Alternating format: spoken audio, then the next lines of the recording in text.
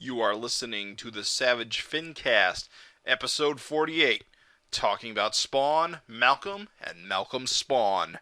Chicago. A criminal mastermind called Overlord held our city in his terrifying grip. Ordinary cops were losing the battle against Overlord's super freaks and mutants. Then, a miracle happened. When I found him, he had no memory of his past. I helped him find an identity and a life. Now we have a fighting chance. Now we have the Dragon.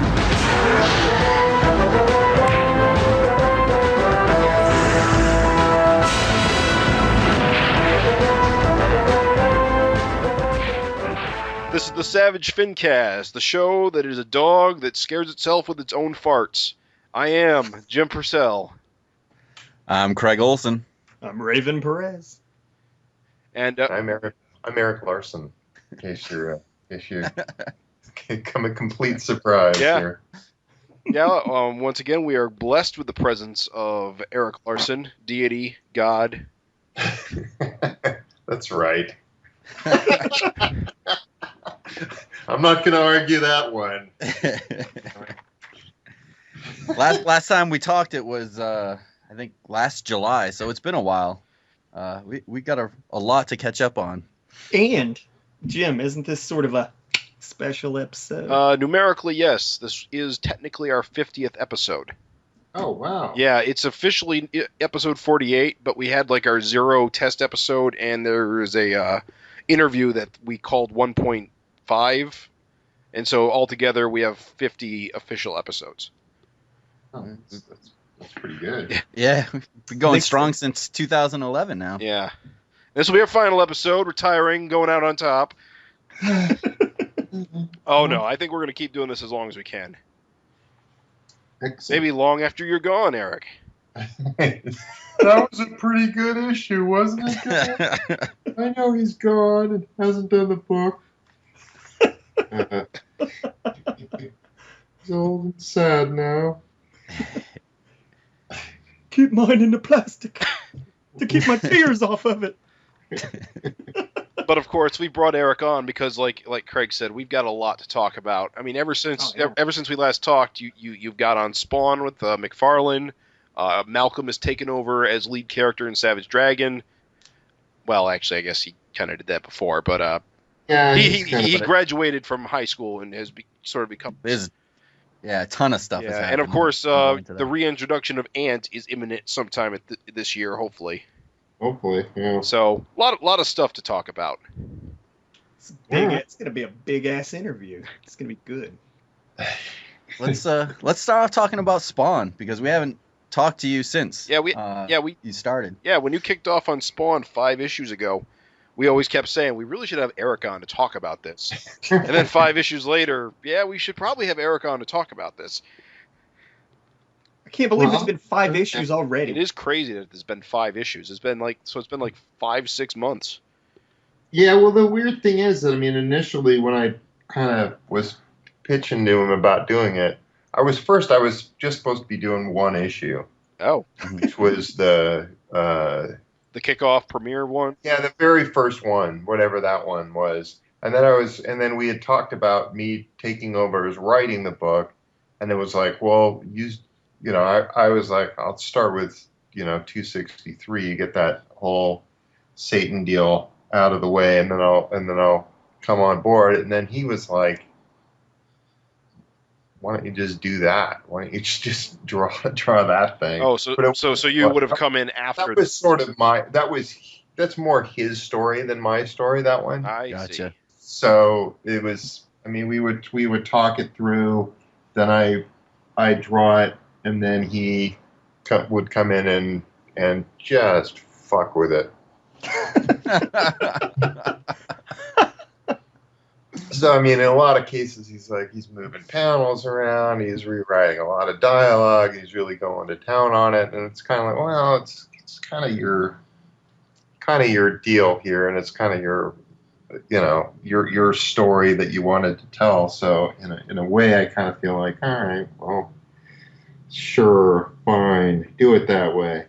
But still, So what it's still like infuriating, Are you giving him a script and rough pencils, and then he's making kind of like an editor, or how's the collaboration kind of go? I kind of draw the thing,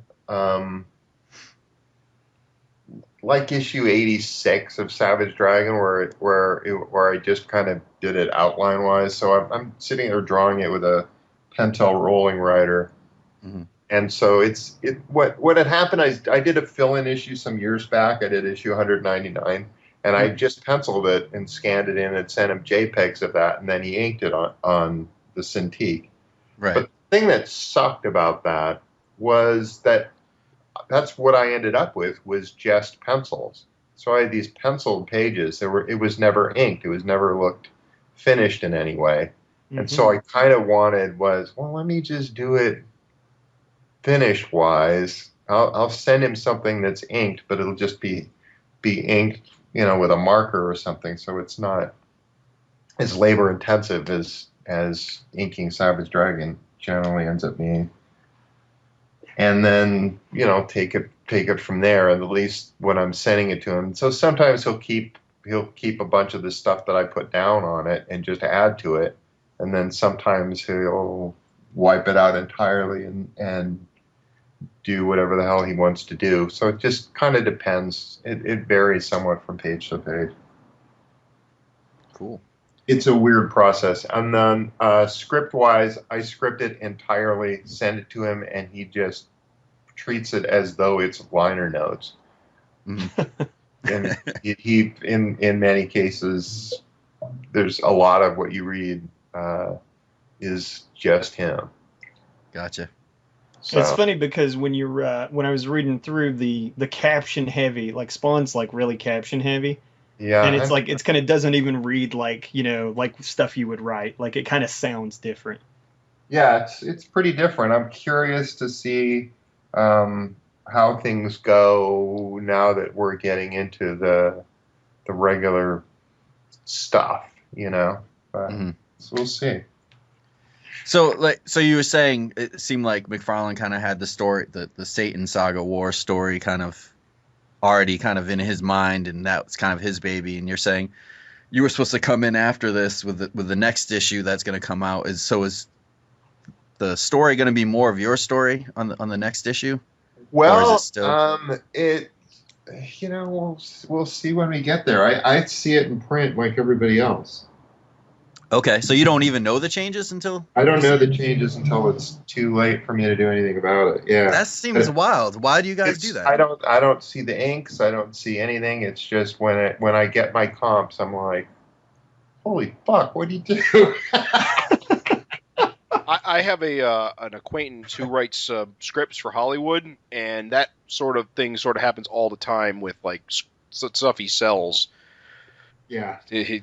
Whoever the actual producer is will just do whatever on the actual shoot. Yeah. So it is kind of similar in that respect, in that you send it to McFarlane, and ultimately he has final say over what it's gonna show in the final product. Yeah. I just find it wild. I just thought it was more of a collaboration. You go back and forth, you turn it in and it just comes. It seems crazy to me that it just comes back changed. Early on, I was pestering him more so I could just see it, Yeah. So I just be like, I just want to see what the hell you're doing here. And so I would, I got sent some of his inks fairly early on, but it would be kind of, he was midway doing it, like I'm working on this page, but I'm not done with it. Yeah, and you were posting some of those on Facebook. Yeah, I posted some of it. But at this point, it's far enough in it where it's just like, you'll see it. Yeah. I think the art collaboration it's really cool to see. I mean, I do enjoy seeing his inks over your stuff. It brings back some memories and some of the Marvel collaborations and stuff like that. And yeah, it's interesting, and it's also just kind of cool to go, well, where would he have? What would he do with this?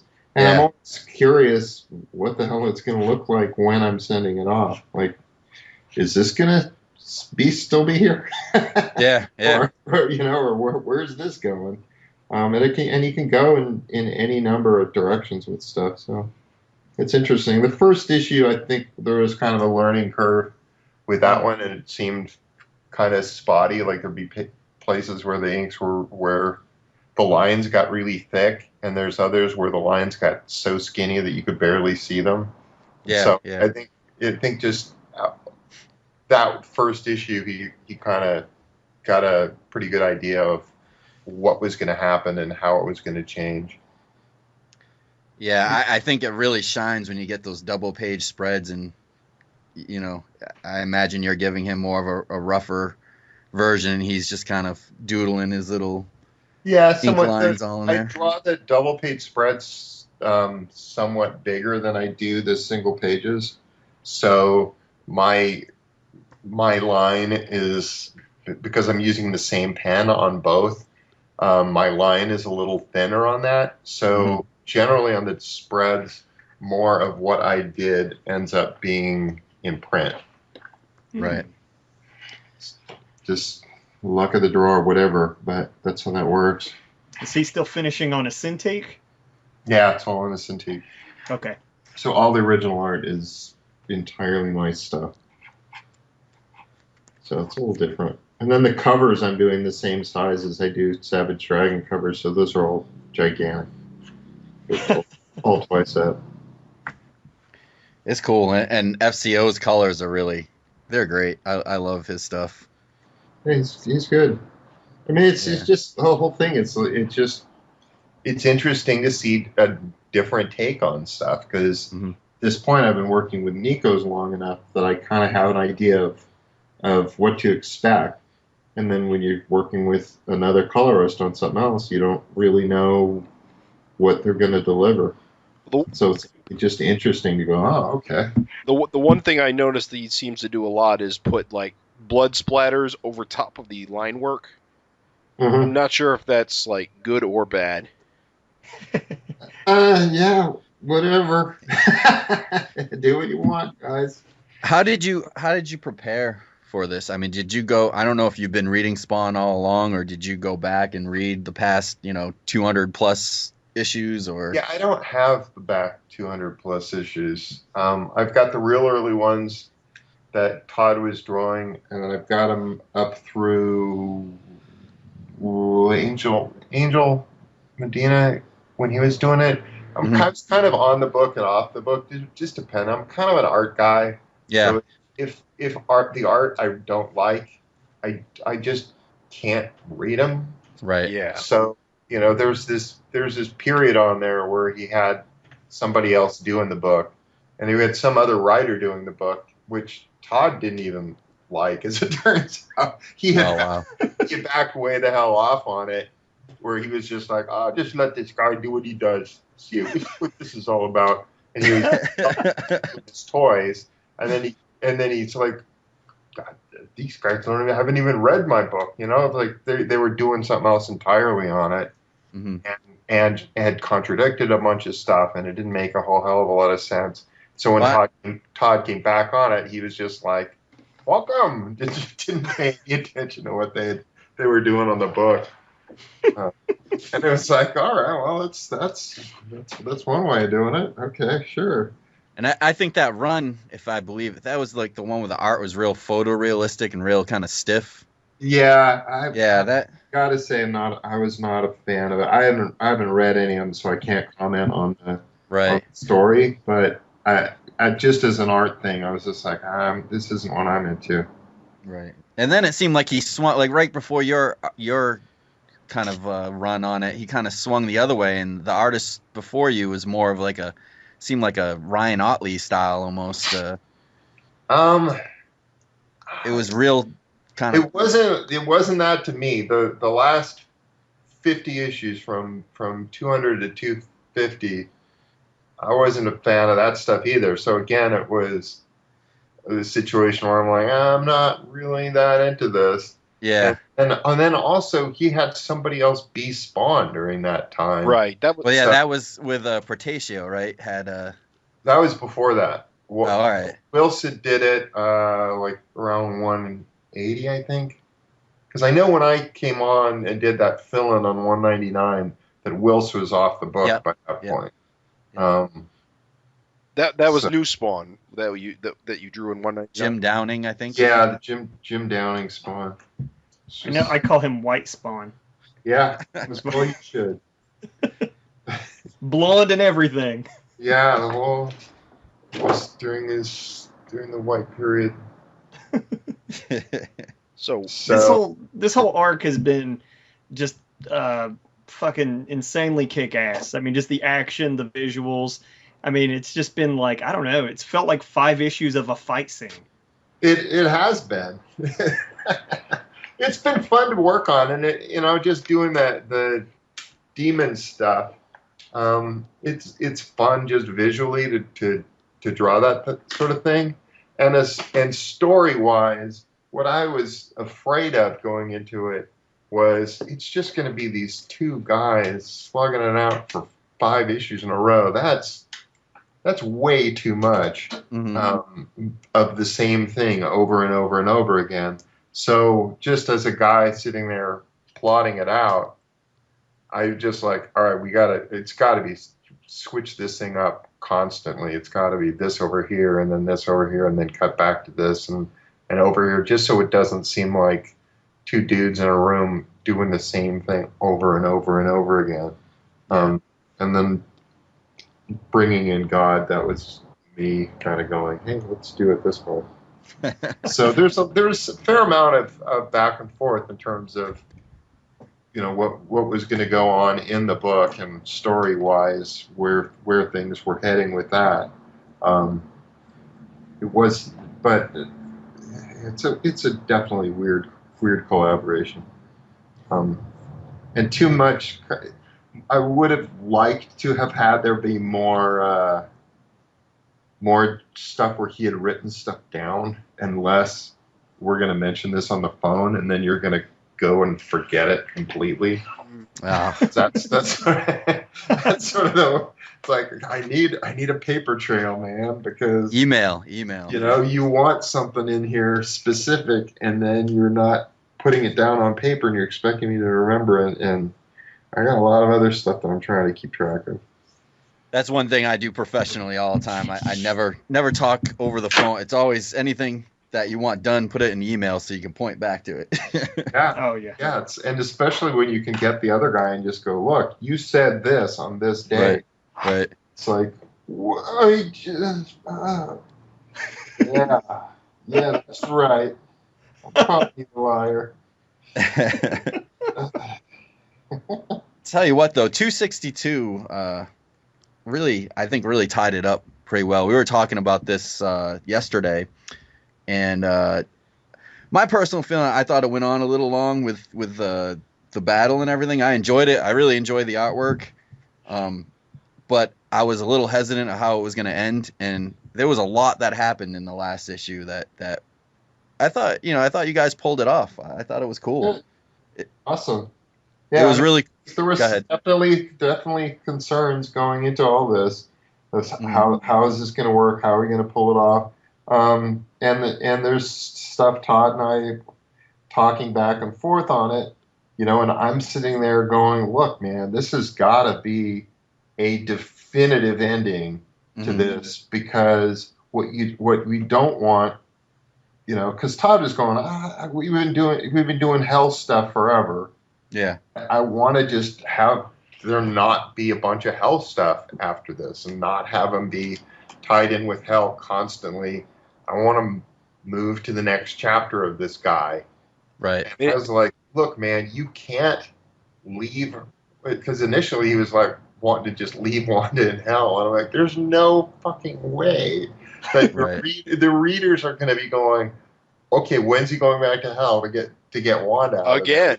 It's just going to happen, because you can't just leave her in this terrible place and expect, even if she's patting him on the back and say, go be the hero that I think you ought to be, or whatever. It's like, there's just no freaking way. I'm so glad that didn't happen. Yeah, I'm super stoked that you've tied this up so well, that you've taken Hell and Wanda off the plate, and the superpowered Spawn, and now you've got this clean break to do whatever you want. Yep. And really, that's really, I think, I know it's funny to say it, but I mean, I am just not the biggest Spawn fan, and it's kind of that thing is like 200 issues later, and it's like, oh, Spawn's still fighting the devil, which is just kind of how, I don't know, it's hard to get enthusiastic when like 200 issues of Dragon, fucking a million things have happened. And so it's like, it's awesome. Just, it really was cool to sort of, it did read like closing the book on all that shit you think about Spawn. And then it really is sort of like, damn, where can this go next? It's exciting. Yeah, well, it can go, at this point, it's like, it can go anywhere. You can do whatever the hell you want to with it. I personally found it interesting that 258 issues on, Spawn is still hung up on Wanda. And that was like the first thing in the first issue that like caused everything to start rolling. Yeah. It's like, dude, come on, get over it.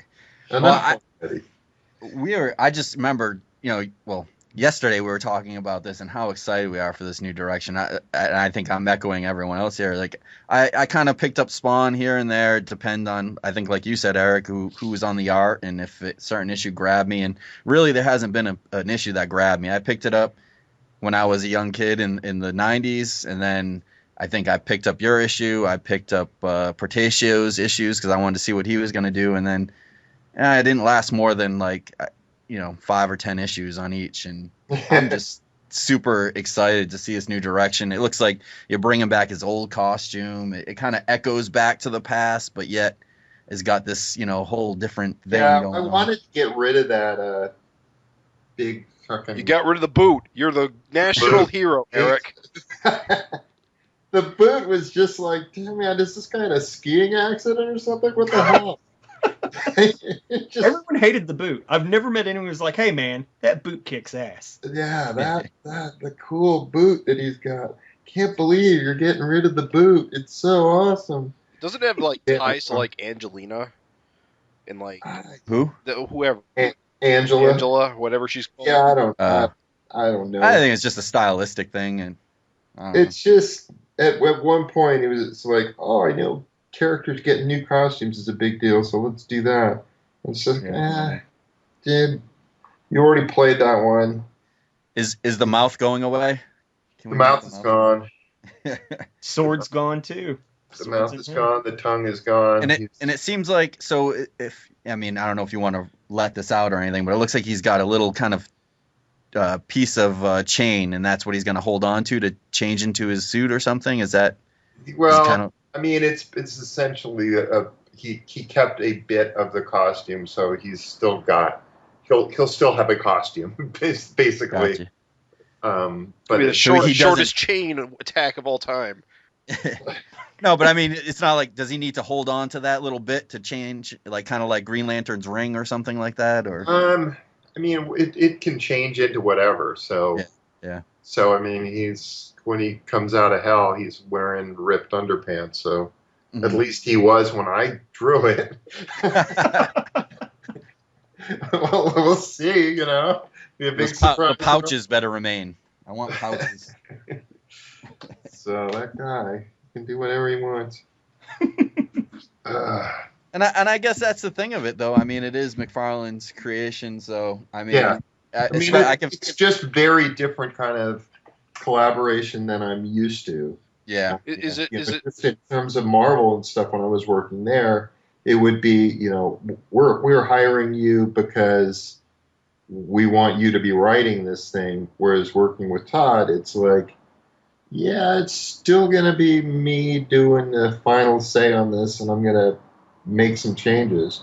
It's like, holy crap, man, are you ever? It's like there's more writing corrections on a page than there was in the rest of my career put together.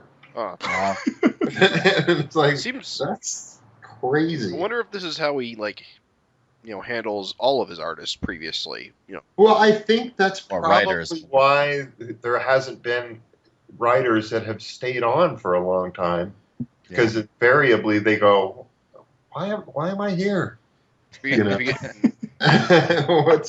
you just do this yourself? And I don't know, maybe Todd just doesn't want to let it go or whatever. It's kind of does seem kind of a strange way of doing things, but it's resulted in comics that people seem to respond to in some way or another. So what the hell?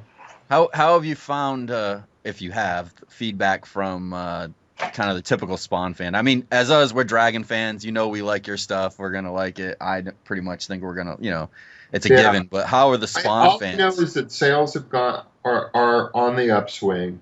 But in terms of, I don't get any mail. It's not. I don't get. It's not. I'm not part of that. Yeah. That thing. So I don't know. Yeah. It's like, because it is kind of a big kind of shot, and especially with this new direction, it seems like with the solicitations, it's becoming more of a kind of like a superhero comic in a way. I mean, you're getting well, there's definitely that. I mean, I'm tossing in all kinds of supervillains doing supervillainy stuff. So there you go. Yeah. It's like this isn't what it had been, and also it's like as soon as we're out of there, it's not 4 and 5 part stories anymore. It's like, let's do a bunch of 1-part stories where we just get this character in, get him established, next guy, bring them in, get that established, next one. How is that with McFarlane? I mean, this is a huge radical change. Like, and I mean, with your talks with him, and we've seen the solicitations. I mean, there's going to be Malcolm's going to be in the book, so it's going to be like an Image universe kind of crossover. Yeah. Has he been pretty acceptable to? I mean, obviously, it's been all right. Yeah. Right. The thing is, I'm kind of on here just to establish just the general. Okay, this is where I think he ought to be. This is where I think he ought to be. His home life should be this. He goes here and does that, and I'm not sitting here going, this is a book I'm going to be doing forever. Right. It's kind of, and that's what I thought I was doing on Supreme, is just kind of going, look, this is where all the pieces are. Take it, kind of thing. Yeah. And then nobody took it. At least on Spawn. Yeah, you'll know I it had will a pretty go good on. idea that once I'm off, it'll continue. Unless you do absolutely horrible and tank the whole. Yeah, unless I tank it. That hasn't been happening. If that was if that was the plan, it's failing. No, but I mean, we're stoked for some of those future issues just by the covers. Some of the villains that you're introducing, it's pretty neat. Spider King looks badass. Yeah. The mummy guy, what was his name? He looked neat. It's cool. cool. It'll be all right. I'm looking forward to it, and then onward and upward kind of stuff. Yeah. So, I did bring up to Raven yesterday that the little kind of touch up you did with Al's kind of hairline to make the little devil horns, that was deliberate, right? I mean, yeah. It's so neat. I just thought, if we're gonna, it's what I look for when I'm drawing characters and in character design in general is having there be some kind of a visual hook where you can see their silhouette or you can see something about them. You go, oh, I immediately know which character we're talking about. Yeah. And the problem with having your lead character simply be, oh, he's a handsome black guy. It's like, that's really not enough. Yeah. It's a lost art. I mean, you see that in a lot of the older comics and stuff. Yeah. Well, it's like Clark Kent would have his hair back and he would wear the same suit every goddamn month. Billy Batson had 3 curls of hair across his forehead and he wore that red pullover forever.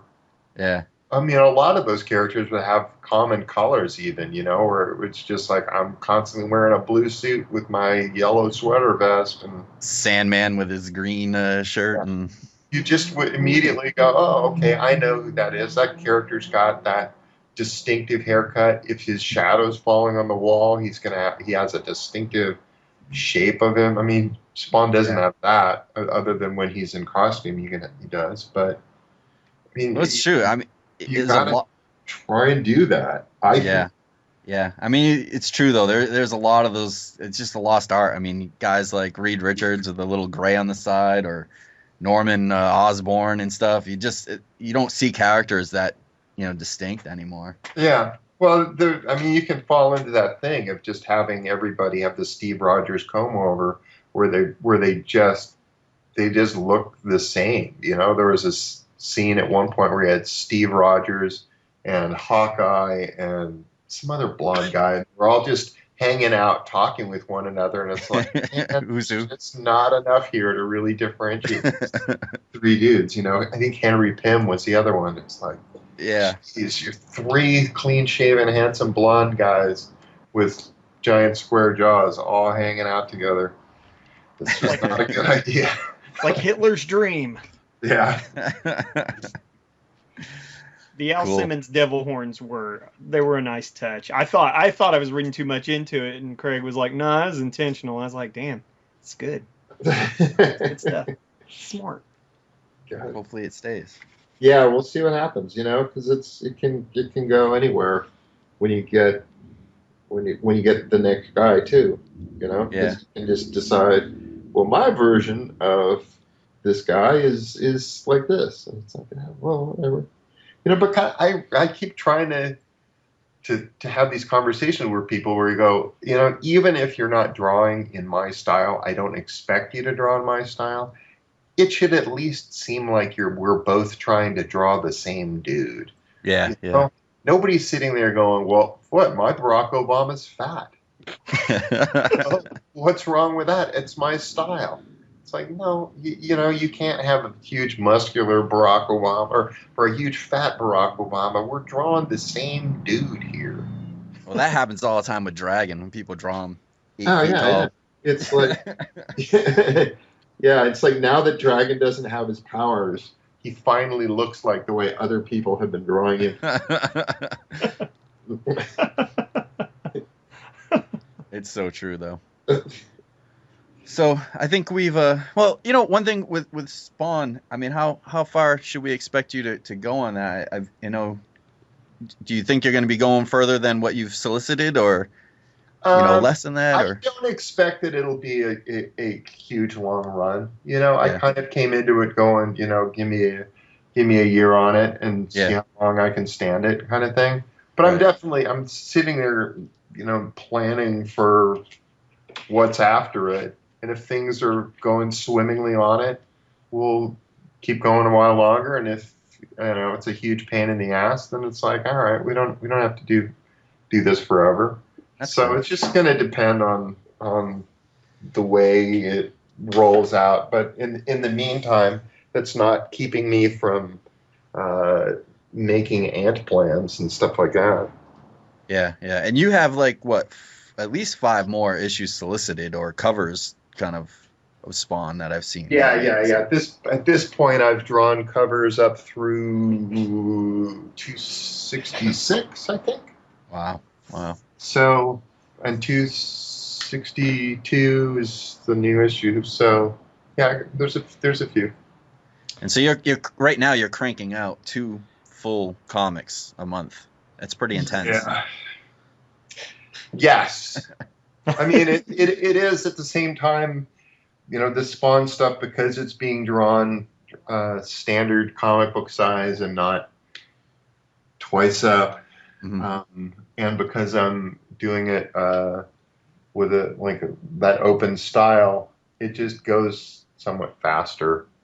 So, but I mean, really, if you just go by the number of days in a month, it's like there's you know, generally 30 days in a month.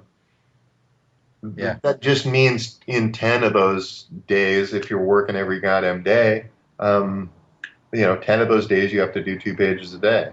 Yeah. Like, Yeah. That's not impossible by any stretch of the imagination, you know? And I've had Spawn days where I've done 5 pages. So it's like, all right, that makes things go a little quicker. Yeah. No, but it's intense though, because you're writing both pretty much, or at least. Yeah. Yeah. Well, yeah.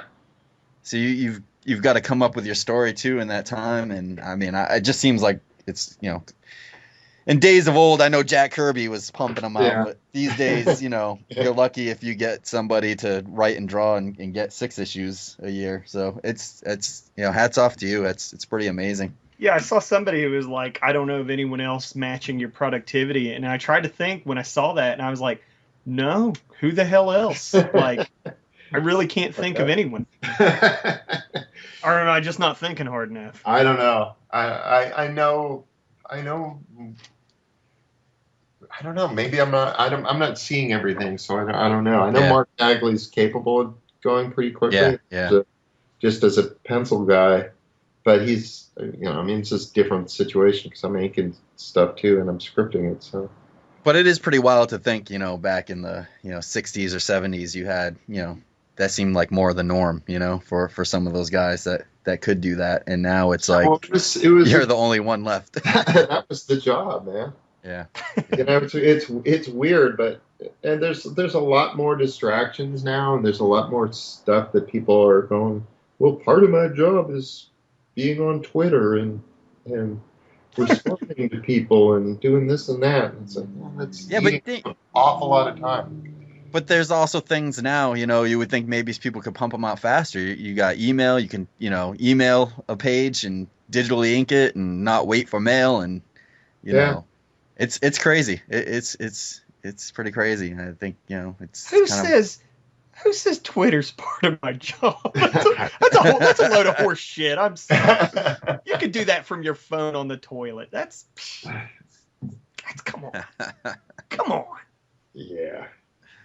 Get it done, guys. So I've got I've got a Spawn question really quick. Mm-hmm. Was that octopus in that first Yes. issue? Nice. Okay. Are there? So we saw Octopus, we saw God, which was kind of a nod to the Savage Dragon God. Yeah. Are there that I traced off too. Yeah, it kind of looked like you did.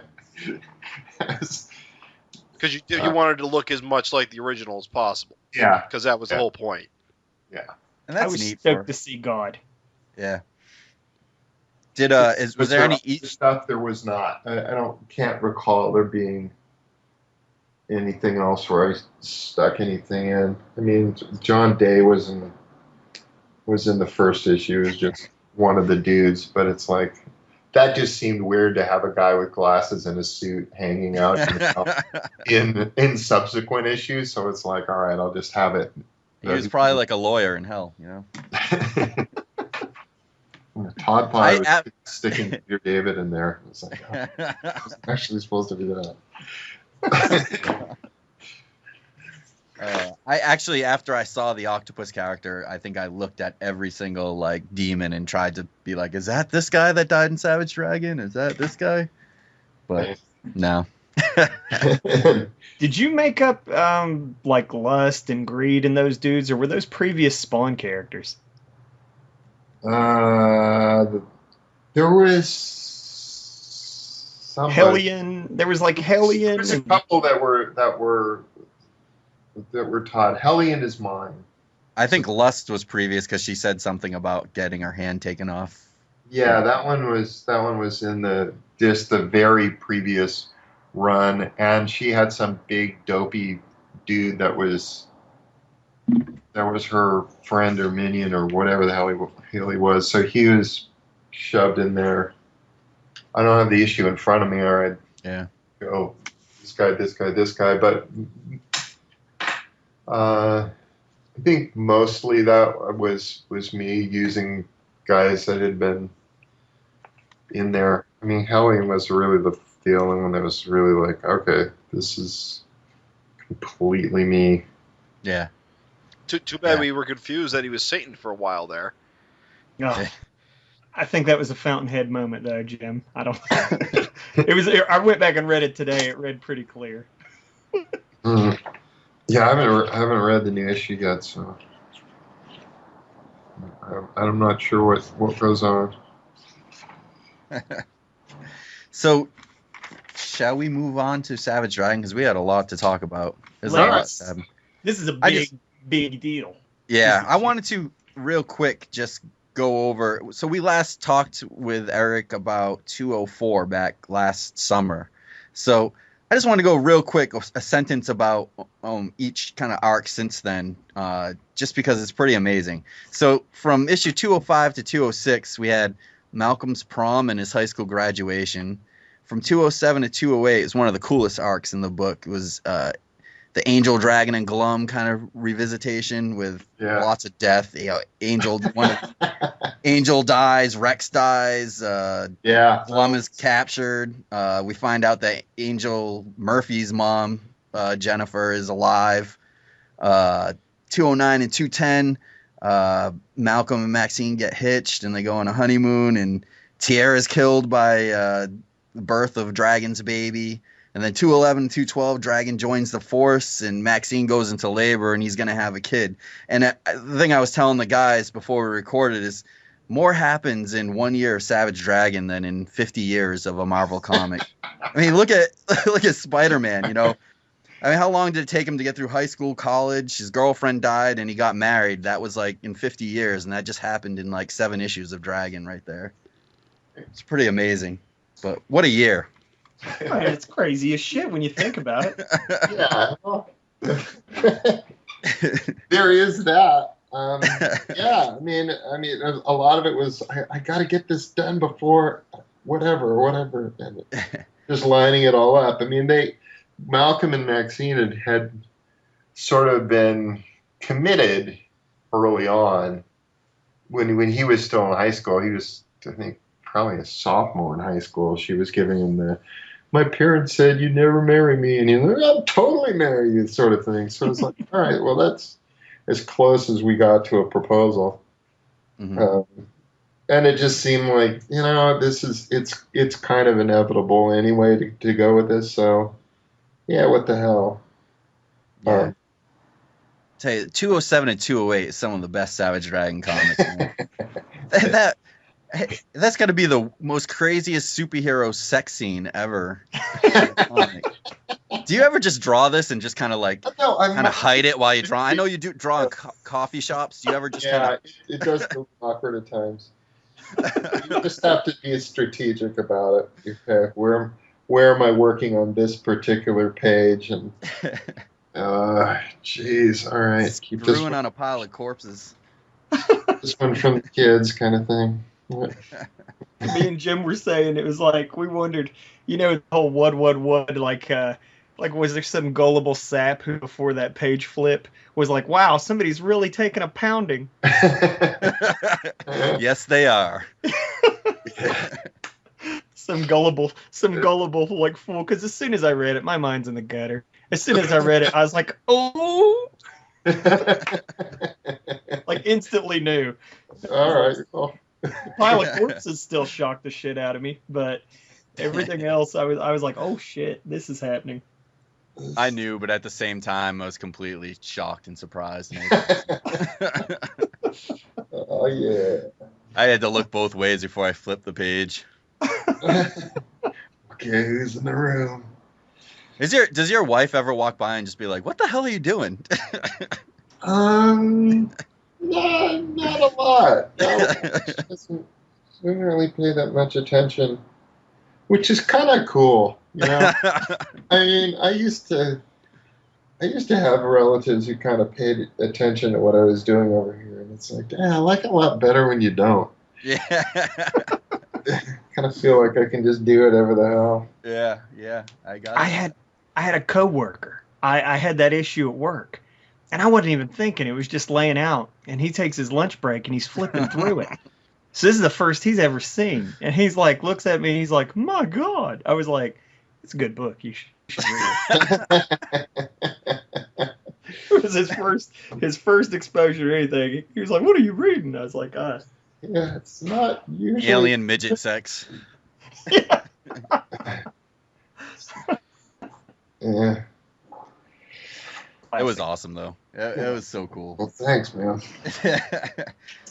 It was such a great kind of issue arc that kind of just dealt a lot of surprises. It was a little weird. I was kind of apprehensive going into it because, you know, when I solicited it, the thought was, well, there's going to be a fight. And then that fight is going to continue. I wasn't thinking, I'm just going to do a whole issue set entirely in Dimension X, and Malcolm's only appearance is going to be on the last page, which is essentially this the cover revisited. So that was a little like, oh geez, how is this going to go over with people in general? You know, if you're a reader of the book, geez, you just gave this book to this guy. He just started starring in it, and you've already got an issue where he's not in it at all. The hell, man. Yeah, but I think the Angel Glum dynamic was something that a lot of people were interested in. You had the backup stories in 200, and I think also the kind of someone did a story in the Twisted Dragon Funnies. I think that was that where it was about their kind of relationship, and that was kind of intriguing and interesting, even though I don't know if it was in canon or not. But yeah, I never. I don't think it's canon, but whatever. Yeah. It's still cool. It's like, what the hell are they doing in Dimension X? She's in a relationship with this tiny little dictator guy, and and also you don't really know what is the extent of their relationship. I mean, right. Kind of was the we do now. We saw that at all. It was like, oh, okay. Malcolm called it. Hell no. Dimension X is such a cool place. I love those stories. I love the Awesome Eater. It's such a cool visual. It was neat to have him back, that creature back, and even what I will say this that we're not done with Dimension X. So oh yeah, there will be more. Of course, there's the mother of all plot threads just sitting in a tube in Dimension X. It's true. That's true. So never forgotten that. And the cool thing about that story is that, you had the deaths, but I think the most intriguing thing is that you've made Glum super pissed off. Like, he's, you've just killed the only thing that he cares for. He's going to be an insanely evil villain, at least in my mind, when he's finally free. Well, are we going to get a trial of Glum? It'll be touched on. It's not going to be like the Trial of Dragon where I did a real trial. Yeah. Because it's like it's just way more. It bogs it down a little bit. Yeah, it bogs it down, and it's like he is a villain. He's not the main guy, and how much of that do you want to have in there? And I mean, I would suppose both Dragon and Malcolm would have to testify. Show up and testify. Yeah. So there's a bit of that. So I don't. How does he get a fair trial? That's given true. that he took over the fucking world, and it's like. Also, he's not American. Yeah, but what are you going to deport him? Back to Dimension X. The Hague. Send him to the Hague. They went there to get him, so they wanted him out of there so they could bring him to justice. He's in Stronghold? I would assume so. Okay. I don't know. I mean, he's not super powerful in terms of his just physical ability. I mean, we had him in that issue where he and Dragon fought in jail, and it's like, and he didn't win. So and Dragon was a wuss. But you can't really toss a guy like that in a general population prison either. Just because he's an alien. Yeah, I would think. I mean, maybe he's. I mean, we haven't seen him. We haven't flashed on that, so I guess that's put that on the to-do list. I do want to see him in an orange jumpsuit, though. He does have an orange jumpsuit in 208. He's in jail. Oh. Yeah, he's in jail, so he's got the jumpsuit going on for sure. Rocking that. And so the Jennifer is. So did Glum steal that from Dark Lord, or is that what was implied there? Presumably, Dark Lord's got stuff that's going into and out of Dimension X. Is sort of this portal thing that people kind of use as a super highway of getting from one place to another in a kind of cheap and easy way. Yeah, you can hop between dimensions, but not time. You know, it's like, I can just store a bunch of people over here in Dimension X, and fuck, who's going to discover And that? then when your Earth blows up, you're still okay. You're all right. So did they break into Dark Lord's base, or is that in Glum's headquarters or whatever? I would. We're in 208. Yeah, at the end with Yeah, the little toad. the end guy. where. Yeah, that's not Dark Lord's base. That he took her. Oh, gotcha. So, yeah. And just to clarify, that's the mother of the angel that's still alive. Yes. Gotcha. So- And that angel is the one from. That is Jennifer Murphy as opposed to Jennifer Dragon. So that's the one that's the one we last saw in like issue 74, right? Fighting Dragon. Yes. Yes. 75 would be the last issue. 75, right? Cool. So. Yeah, so that was major. That a lot happened in those few issues, which are Yeah. just mind blowing. Yeah, that's the thing is like it's just like one like crazy like status quo shakeup after another. I do gotta wonder what her presence would like, how that would shake the book up. It's kind of interesting because it is kind of. Well, she's got superpowers and he doesn't. That's true. At this point, Plus, you know. he also married her doppelganger. That's got to be awkward. Yeah. But at least shows some commitment.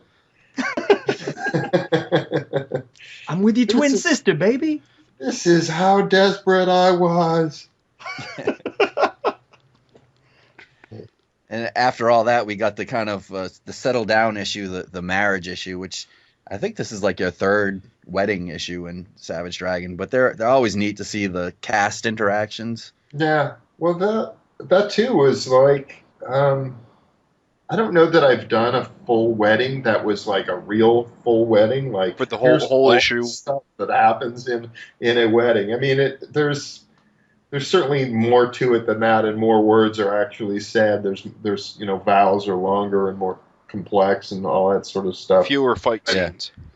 But yeah, I mean, there was no fight scene in the issue at all.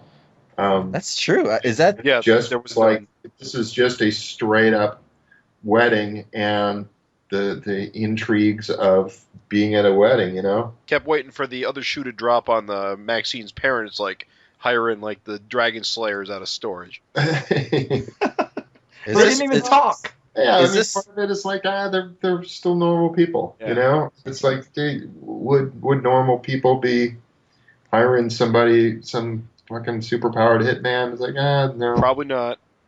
yeah, probably not. It was, I mean, that was just kind of me doing Janie and my getting married. I mean, her parents were not too into the idea of me being part of the picture, and then it was like, well, once kids showed up, then it was like, fuck, more accepting? what are we gonna do about this? Guess this makes it real.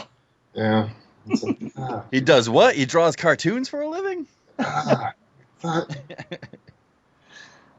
we thought he wasn't ever gonna pop the question. I had no idea that it would come to this. Oh well. Sorry to disappoint, folks. Is 209 the first issue of Savage Dragon where there isn't a fight in it? No. I don't there's another one. 27. Really? 27 didn't have it. That was the one where Rapture proposed to Dragon, and there was no fight in there. The only thing was that, Chelsea Nirvana slapped her dad, who was in the hospital bed. That was the only action in there, but I wouldn't call that a fight. I love how you can remember all this. Yeah, it's excellent. I mean, I know was you just wrote thinking it, that. but I was like, holy shit, pretty good. Like, how long ago has that been? That's nuts. That was a long time ago, but it was. I mean, it's kind of an exception because there was no fight in it. yeah. You know? I love the Thunderhead character. I love the fact that he kind of fills the void of a Roughneck in a way to speak, because he's like a good Roughneck, because Roughneck was the kind of character that he was always trying to do like just normal things, and just being a freak kind of got in the way, and he was always reminded that he was a freak. And you kind of have that with Thunderhead in a way. He's always just trying to be a normal guy, but he's got a skull for a face. And I just love how everyone's like, "Oh, looking good, Kevin. You clean up well." And it's like, the dude's got a skull for a face, but Got no lips. chicks love him. The no lips part has got to be the worst part. Well, he's got his dad's deal where he basically has invisible skin. Oh, so he Yeah, does so you have just can't lips. see it. He has invisible lips. Oh, that's not Right. so bad then. He can get yeah, the smooch on. because otherwise it's like he wouldn't be able to pronounce certain words. Anything. It would just pronounce, because you need lips to do some of that stuff. Well, that's not so bad then. You should put Yeah, lips I mean, why there would be perfect cartoon lightning bolts on his head? on his skull. Yeah, on his skull is like, that's. Coincidence. It's not probably not strict realism going on here, Because comics. because yeah, whatever. Because What do it you looks want? good. What do you want from me? I love how Super Patriot just keeps his mask on through the whole wedding. Take the mask off. It doesn't I actually want to look- show people that he's all tearing up. What, under his ocular implants? He's just like, oh, it's so touching and so beautiful. Yeah, he actually looks pretty, good without a mask on. So it is kind of surprising that he did keeps it on so much. It's probably me just fucking up. Yeah. It happens so frequently. It's like, we didn't show him eating, so. And you got to constantly tease us with these Johnson twins. You Oh, need yeah. to know their deal 20 years from now. One's ugly and one's not. Hell no. Oh, he's kind of growing into his ugliness. He's got to be okay with it. He's been ugly his whole life. Should Whatever, what am I gonna reform do? Uglies Unlimited. That's Just- Well, some of that stuff too, you gotta wonder what's the reaction to widows' kids when they're walking around? They got no eye, no noses. Although in comic book terms they're kind of cute, in reality terms they would be like, what the? the Hey, fuck? it's like seeing a burn victim or something. You just like Yeah. look away. You're so scary looking. Gotta wonder what their skin texture on their faces actually is. Probably not pleasant. I picture the Savage Dragon universe, like at least Chicago, with just tons of freaks anyway, so people are just kind of used to it by now. There goes another one, just like the other ones. Yeah, I always kind of thought of them as cute. I mean, they seem like cute. Yeah. Like the cute, big-eyed appearance. Yeah, but if you're sitting there, if any of this, if you're like, okay, we're gonna make the movie now, so yeah, they're gonna look fucked up. They're gonna CG your nose off. I hope you're okay with that. Well. Work for Voldemort. Fucking. Yeah, that's the thing. They have like Voldemort faces. yeah, it's like he was no charmer. Ladies, how about it? The baby punching through the stomach. Oh. Shit. That was. Classic Savage Dragon. Oh, how fun! How cool is that? Those 2 pages where the baby's just dragging the corpse behind it. Holy wicked. crap! Sometimes. I'm just in my head making the sound of her body slumping down the stairway as the baby's crawling. I just like doing that kind of page before where it's just like you're just trying to make people go, okay, the scene is over and we're moving on. It's like, oh, she's there, she's depressed, she's just sitting there by herself. You kind of expect like, okay, we're leaving this now. We just got that page which just showed what she was up to. And instead it's like, oh no, we're picking right up from that. It's like, holy, what the hell? That is fucked up, dude. Seriously awesome. though, like just the 2 pages, the way, I don't know, the way you put the panels together, how it flowed, it just is so gross and awesome. It's like, you sure you haven't seen this in real life before or something. It's just insane. Like even the second to last panel where you just see it, kind of like the umbilical cord finally breaks off. It's just so gross and cool. Yeah, it's funny because like people are like, "Oh my god, Red Wedding, Game of Thrones," and I YouTubed it, and I was like, "This is nothing." I've seen babies drag their dead mothers by their umbilical cords. Like, this is nothing. The cool thing about Savage Dragon is this isn't the first time we've seen like a baby swinging around on an umbilical cord or something. You know, like really? These ones don't even fly. This happens all the time. I've seen things. Fun times. So 213, I mean, talk about like things happening issue. A missed opportunity to have a dragon fin with hair. That would look horrible. There were some fun times to be had there, and it's like, what am I doing? But I did want to do that little fake out. I don't know if you actually listened to our show. I wouldn't expect you to, but me and Raven were the ones who reviewed the previous issue, and we both predicted. I predicted it's going to be a girl, and he predicted. What did you predict? I said it's going to be a human. It's going to be human. So we were both right.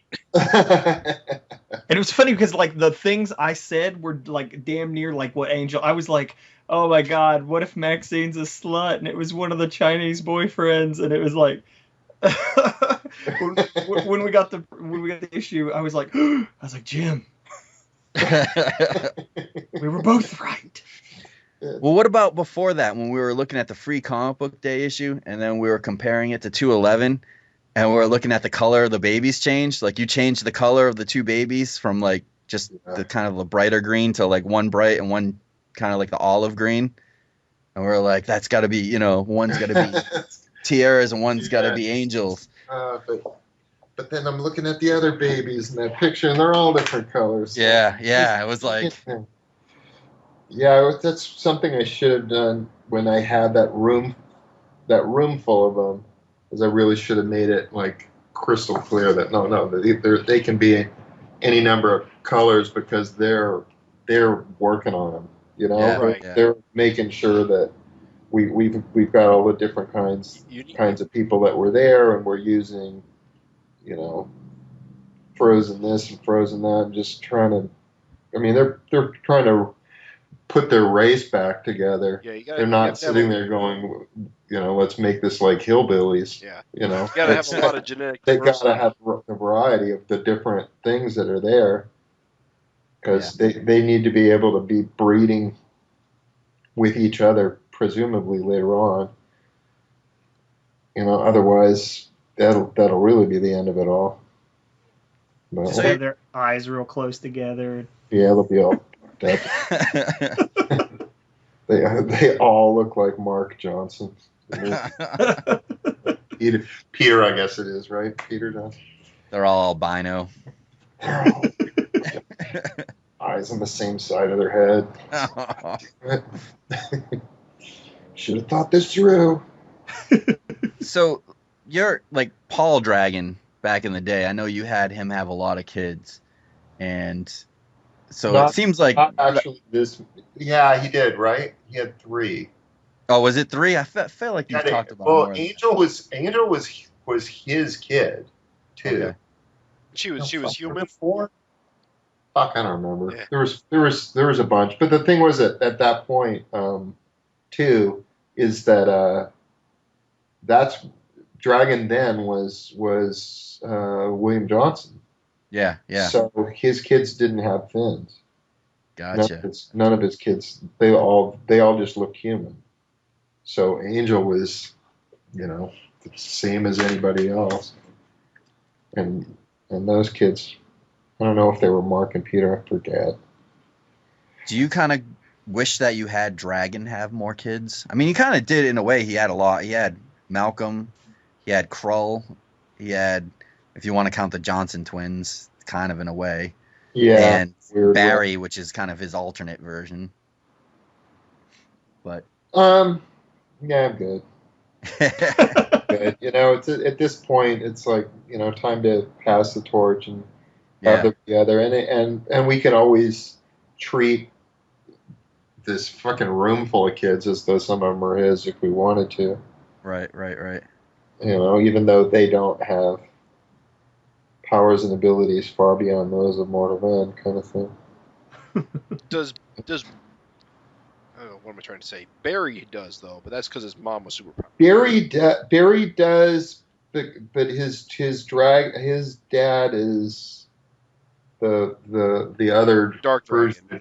Dragon. He's Dark Dragon. And he was negated. And Dark Dragon he was negated at that point. Yes. Right? So he doesn't have Dragon's healing ability, but he's still strong and stuff. So it's like, all right, whatever. We got some of that stuff somewhere.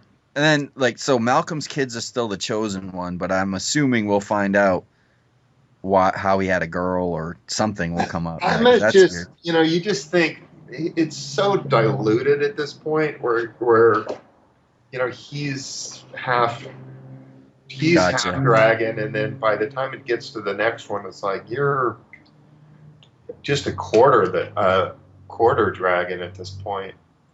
So it's like, how much is still going to be there? How much did it get screwed up because Malcolm was part of the mix and his mom had superpowers, and it's like, at what point does it just get too many cooks in the kitchen kind of thing, Gotcha. I mean, however, Tiara's baby came out Krillian-like, and Maxine's came out human-like. So there's something.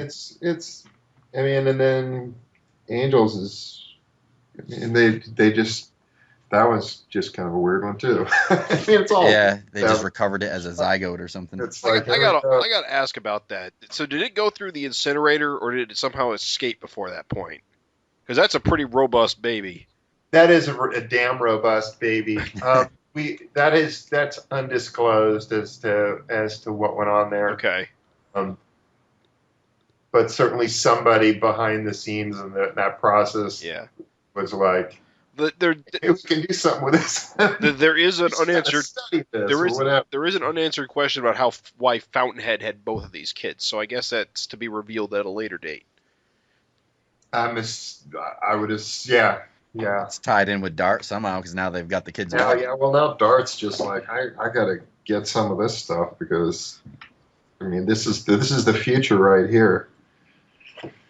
I mean, baby crazy. It's like, geez, if this is gonna be around for successive generations, I want to make sure that I've got mine.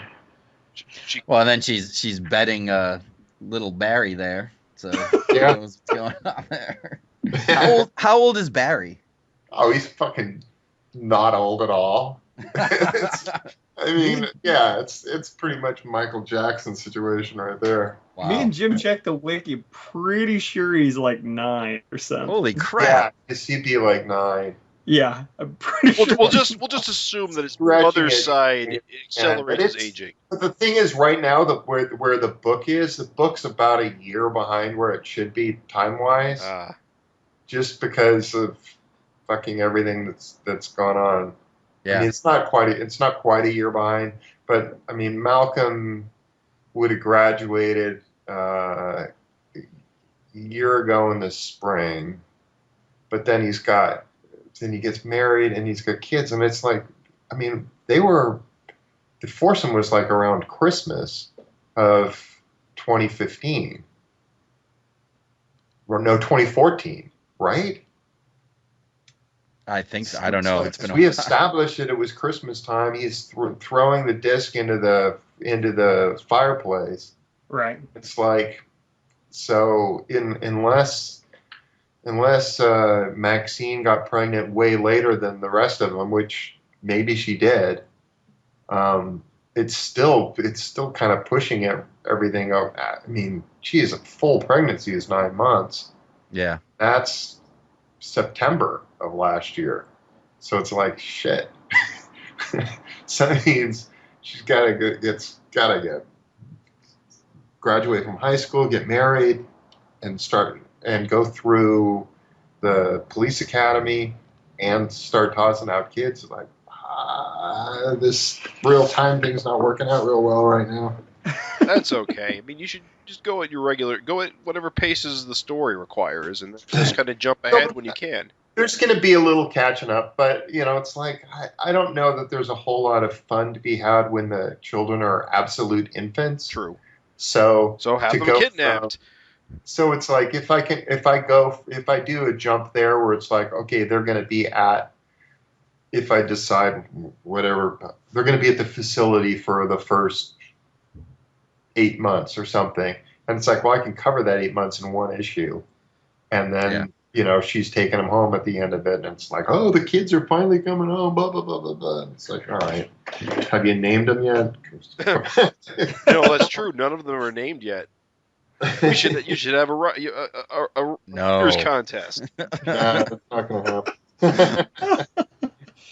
We know that there's It's like, how are we going to do this? How is this going to work?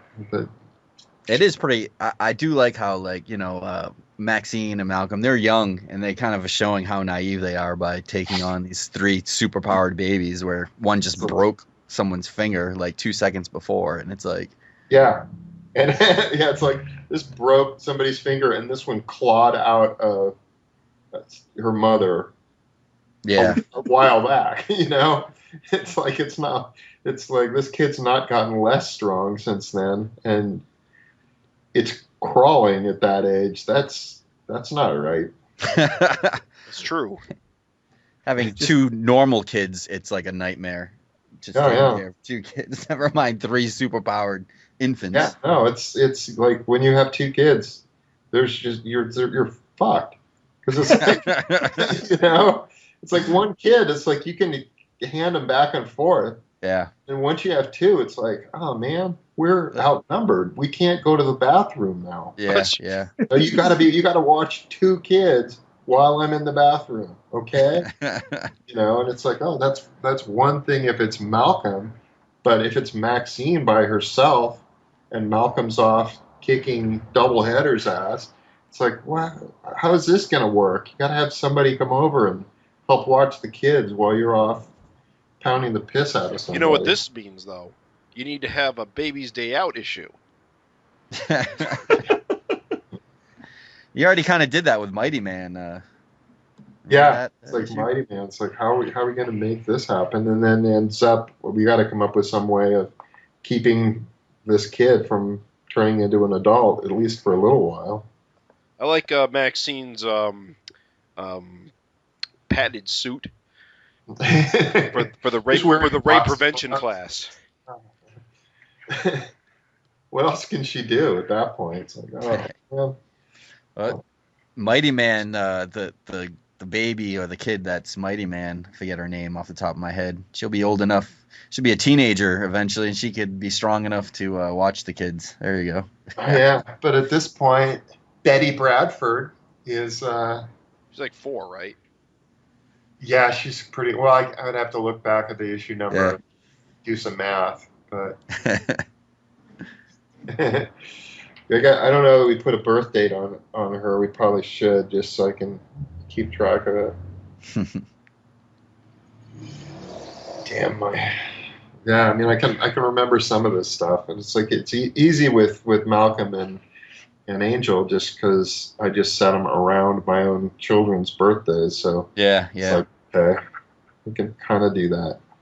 I think Malcolm's 6 or 7 months older than Joe is, but it's like, all right, I got a fair idea of how old these guys are at any one time. But you start tossing in so many other characters, it just does get a little bit kind of crazy. And then, and especially when you go, oh, that's an adult character, but that adult character hasn't been in the book in 20 years, so maybe you want to have him or her look a little different than you did last time out.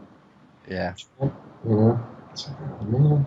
Would you ever entertain a time jump a la Walking Dead or Invincible? What? Where it's a big time jump? Skips ahead Where it's like like 5 years later. Yeah, I don't know about that. That might be a little. I mean, it's only right now. I'm so. It's so regular. It's so much on the calendar anyway. You know, am I gonna? Hey, gosh, it's sure great having this guy as the president when I don't even know who it's going to be yet. You know, 'cause there's certain things it's like I can't really predict the future. Yeah, you could never do that again. You could never like put a president or anything in there. Yeah, I mean, really, the only thing I could do would just be, I'm going to stall the book for a while. Now I've got to do some catching up. Yeah. I've done a little bit of that where I had to catch up. I think 2 years at one point. You know, when Dragon was frozen in Dimension X, he came out. It's like, oh, you guys have rebuilt a lot of stuff. That's good. Yeah. Yep. The statue looks a lot better than the last one. Yeah, that sort of thing. You know, like I could do that one, but I would rather not do those kind of huge jumps like that. But I'm going to have to here pretty quick, just with the kids being born is when they are, and I want to give them an actual birth date, and that actual birth date is going to be in 2015. There's just no way I can have it take place this year. It will have had to have happened already. Yeah. So You know, Barry's and even younger. Yeah, Barry's younger. It's even more fucked up. Yeah, that was one of those. As I flipped the page, I was like, "Oh my God, Dart, Yeah. the most depraved." Like at first, I was like, I don't know if Dart's been a very good. No, Dart is batshit. She's been fantastic. Yeah. She really no is idea what she's batshit gonna crazy. do. I'm sorry, you're both talking over each other. I just said she really is batshit crazy. She's totally insane. She's been fun. It's been a fun book to play with. I mean, it's all this stuff. It's like all this stuff is just crap I couldn't do elsewhere. You know, I couldn't get away with any of this stuff. Nope. There's none of these kind of characters or relationships or any of this storytelling kind of stuff. Couldn't do this anywhere else, except doing it on your own, where nobody can get in the way. Yeah, that was literally my thought. Like both as I saw the baby exploding out of Tierra, as I saw Barry in bed, I was just like, "Oh, this is Savage Dragon only type material." Yeah, it's like, how could you do this elsewhere? You couldn't. You couldn't. They can't have Spider-Woman's butt be on a cover at Marvel. Yeah, I know. Like, Don't even get You started got with to cave that. to pressure here. It's like, come on. I'm just saying, there's a lot they can't do. There's a lot they cannot do. Well, there's a lot And it they're gets worse by unwilling the to day. do. Sorry, go ahead. Yeah, I mean, there's a lot they're unwilling to do. They could certainly do it if they wanted to, but it's like, we must please our 10 Twitter followers or whatever, our Twitter followers. Yeah, that was the worst. Is just them caving on something little like that, because then you're empowering the trolls essentially. It's like really you're making it so that they can have that sense of, look, we're in control here. We're the editors. Nothing brings me more joy than Frank Cho's little outrage commissions that you see pop up on Bleeding Cool like every other week. Do you ever see his commissions? Yeah. It's Oh, so that's good. hilarious. The Spider-Gwen going outrage in the background. Talk about not giving a shit. Yeah. Well, So yeah, fun issue. Yeah, definitely.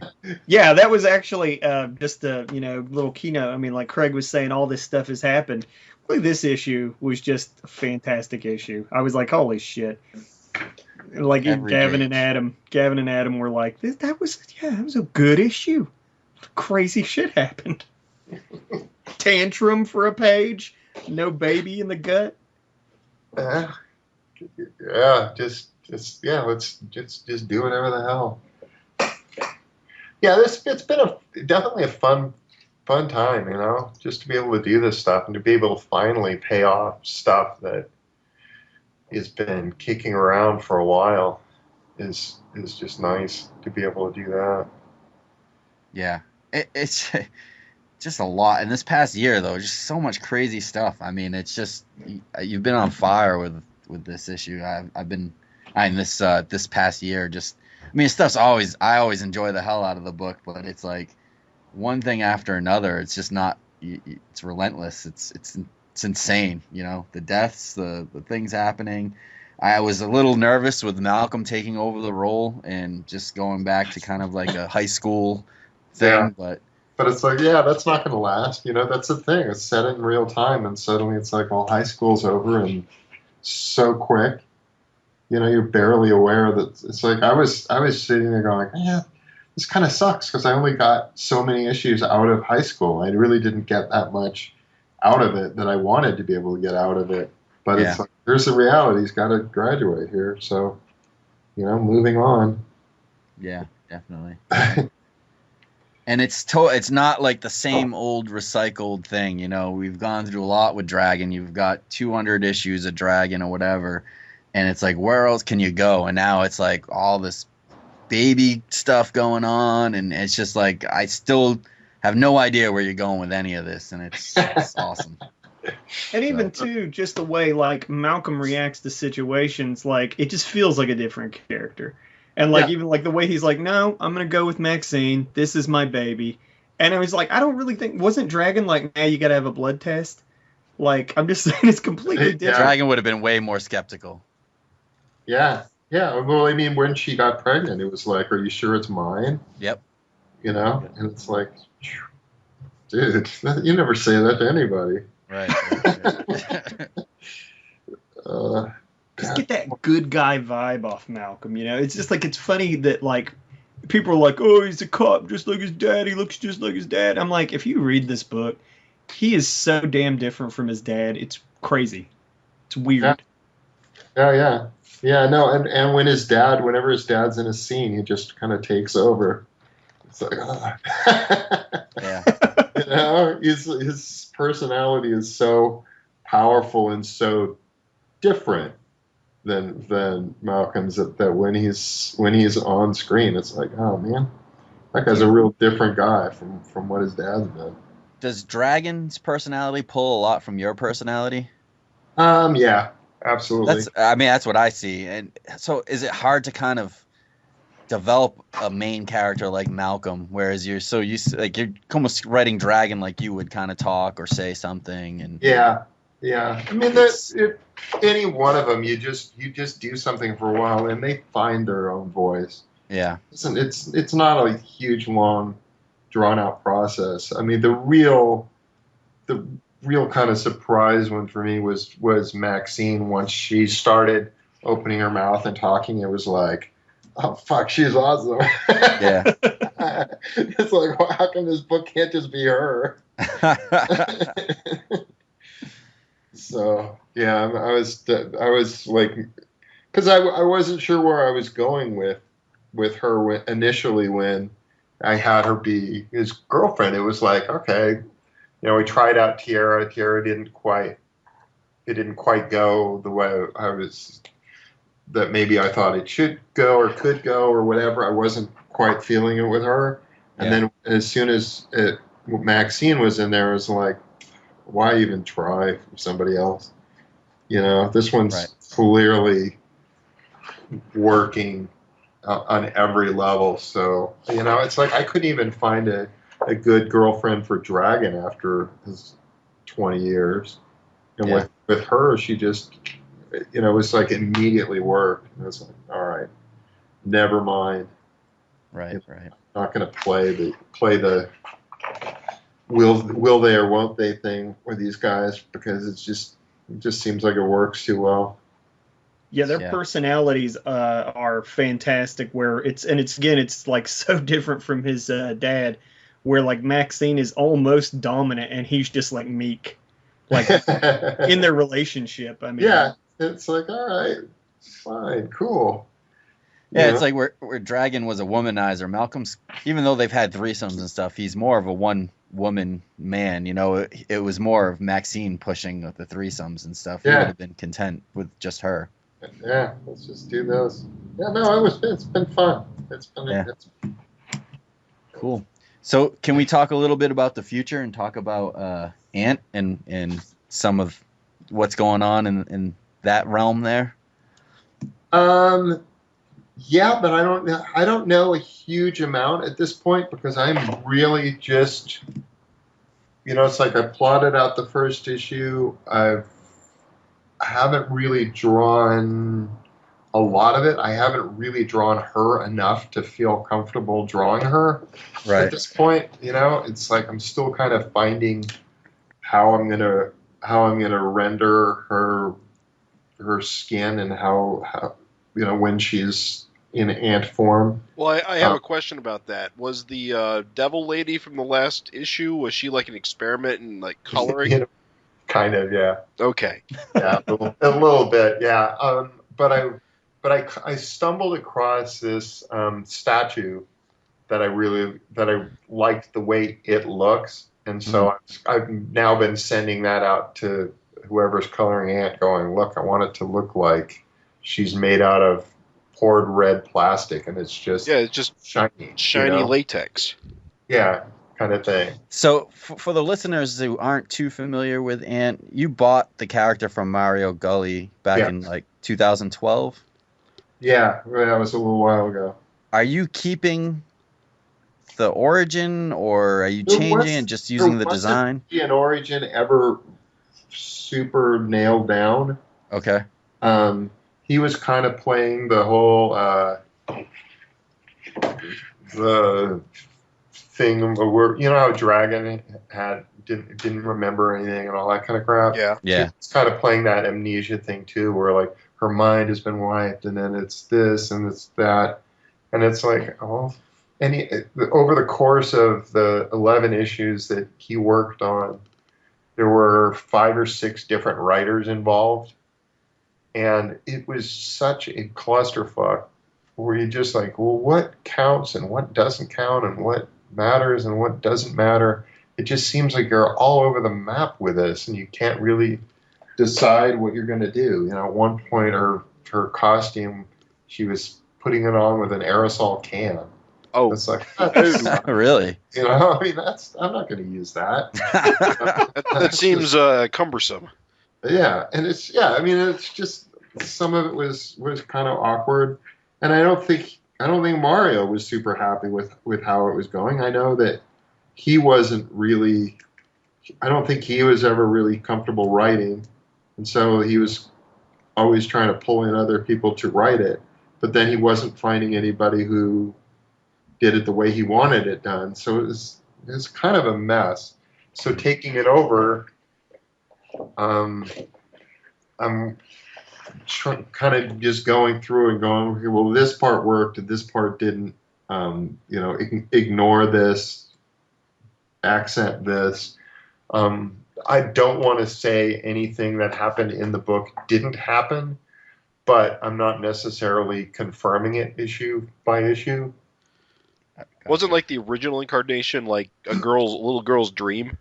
Yeah, well, there's a little girl would write the adventures of a superhero in her daily diary. Well, there's your out. It was all a little girl's dream.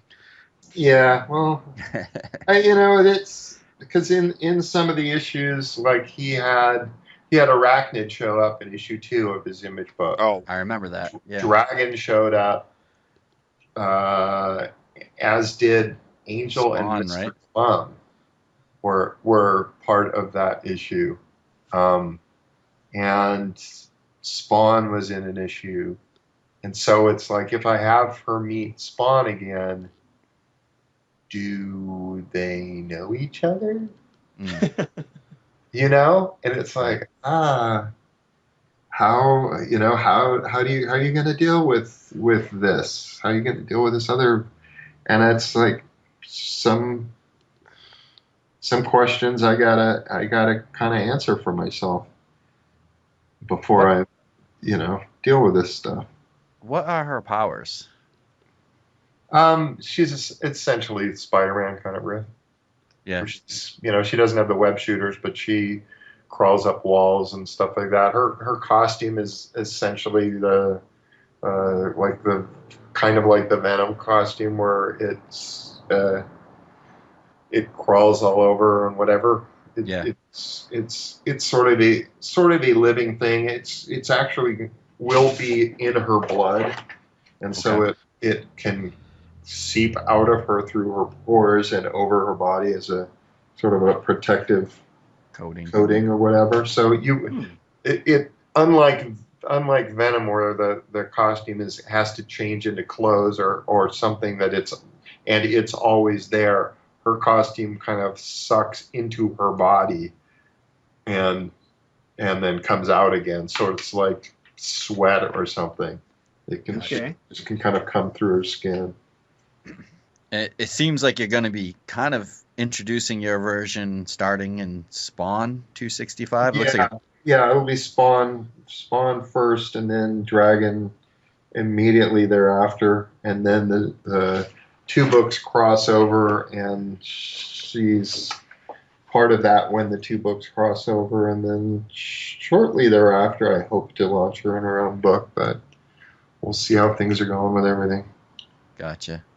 Because I don't want to do like Spawn, where I'm sitting there with I'm soliciting this comic and it's not even drawn and I haven't thought it through and all that. So I want to have it where it's at least well underway, so I'm not completely under the gun. Are you feeling ongoing about it or miniseries? I would like it to be ongoing, but it's just going to depend on sales and stuff like that. So okay. If it's going well, I'll just keep on going with it. And if it's not going so well, it'll be like, all right, back to not killing myself.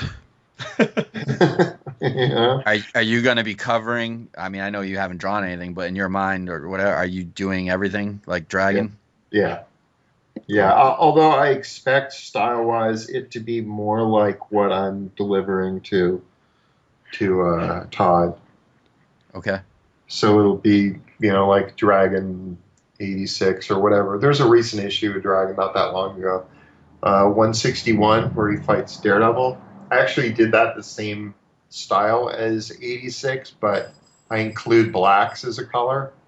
So, gotcha. So that's more like the European style, like you did in the Savage. The European style. And I kind of am thinking of, wouldn't it be cool to try and do it where the only thing really rendered in this is Ant, and the rest of it is just flat color?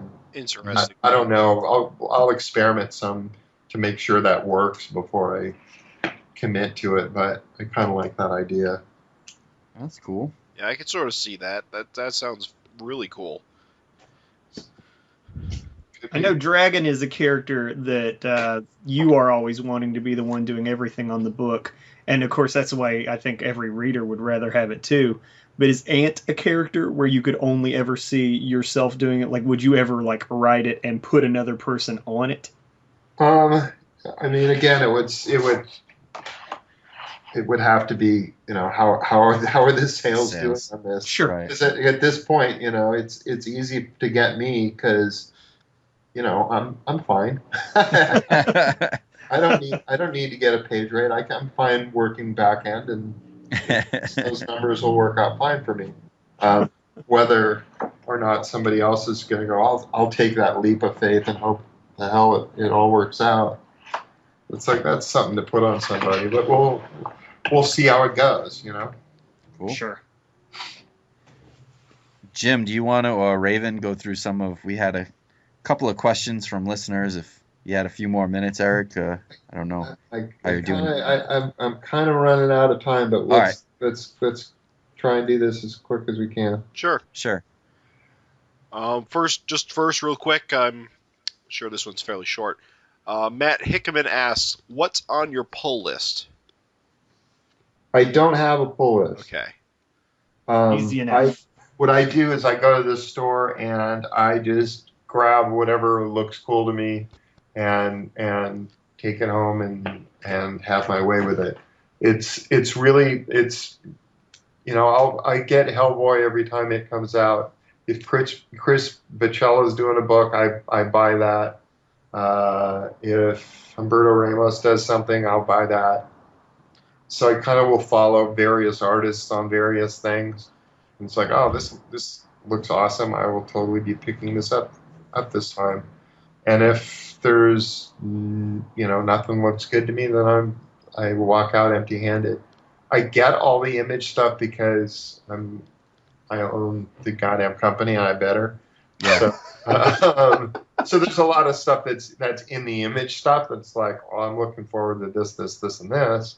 It's like I'll read all the Kirkman stuff, and there's a bunch of the books that I'm just like, if I haven't read them yet, I'm putting them aside and making sure that I will read them, sort of stuff. Yeah. What's a couple of the Image books that you're really digging these so days? blanking right now that it's just it's kind of it's like I want to be listing off some titles, and I'm actually just sitting there drawing a complete blank. That's fine. Do you read Autumn Lands? I started it, but I don't like the art that much. Fair enough. It's too dense for me. There's like too much stuff filling up and my eye needs a place to rest. So for whatever reason, that one's just, and I hit those first couple pages and there's that storybook kind of stuff. Yeah. Just not in. I get it. That. But I should. And there's, but fucking, I hate to be down on Musak. Yeah, it's like I don't want to be even saying what I don't read. I'd rather. Gotcha. That's fine. Yeah, no worries. Yeah. What's the other? There was one other question or two. Take it away, Jim. I feel like you hardly said anything. Christopher Matthew Jones asks if you're planning to mine the Spawnverse Rogue Gallery during your run. No. No. Creating your own? No. I mean, it's really, there may be one showing up in a very, very minor role, but for the most part, I am reseeding this empty lot. Gotcha. Good. Cool deal. Should we let Eric go now? He's a busy man. Yeah. Oh, yeah. That's the questions we got, so yeah. Is that it? All right. Yeah. We're good. A little short notice, unfortunately. Okay, yeah. Yeah, if you guys want to do this again, you don't have to wait as long as you did. I'm pretty accessible. Cool. So, if you feel like, we should ask them this or this, it's like, we can do this in a month or two, and I'm okay with it. Well, we appreciate that. Thank you very much. That's very generous. All right, guys. Well, I got to go get dinner. All right. So, you want me to read the future? Yeah, we should. Next time we're going to be talking, of course, about Savage Dragon 214 and probably Spawn 263. That is correct. Which will be the first Spawn, of course, in the bold new direction. I'm super excited for both issues. It's going to be awesome. Extremely excited. In Savage Dragon 214, the Tantrum entity finds a new host, and Officer Dragon is in for the fight of his life. Erik Larsen brings it. And I don't have the solicitation. Yeah, I'm pulling up the Spawn one right now. It should be here on Comixology. Spawn 263, bold new direction. Yeah, hold on. Hold it. Hold it. Hold it. Me and Craig are on one foot. Oh, damn it. Okay. Solicitation for Spawn 263. Demons. Period. Is that it? That's it. No. Well, I that's got all it. Comixology has, and that should be direct from the solicitation info. It's demons gone. Okay, hold on. Where'd you find it? Oh, it's demons. Angels dead. Okay, hold on. Where are you finding this? Our Hellspawn, now human with new powers. Just go to the imagecomics.com. Okay, let's try this one more time. Spawn 263. Demons gone. Angels dead. Our Hellspawn now human with new powers. In the next episode of Spawn Man. Stay tuned, true believers.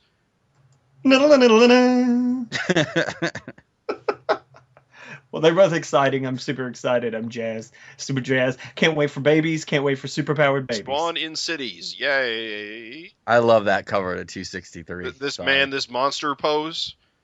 That's a good cover. Yeah, it With is just good. the people all behind him and him in the foreground. Yeah, people all shocked looking, like shadowy looking. Yeah. Do you not see superheroes in the Spawn universe very often? What are people gawking at? I don't think they do. They probably don't, actually. He's probably the only one, unless others show up. I was gonna say I don't think that like Spawn has a shit ton of heroes just crawling around. Maybe I'm wrong. Where does he even live? It's New York, right? I believe so. Oh yeah, good call. I have no idea where Spawn goes. Where does he go? What does he do? Well, apparently he doesn't have a civilian life. He's just Spawn 24/7. So he probably Doesn't he live with like the homeless people? Oh, that's know right. nothing about Spawn's home life. At least he Craig's did in the right. 90s. Craig's right. 90 Spawn slept in alleys and stuff. What a hero. His secret lair was a garbage can. A dumpster. No wonder it took him 263 issues to save his dead wife. I gotta tell you, I'm so glad that. Oh, thank God. Thank God. Just close that chapter. No. You know it's not that easy.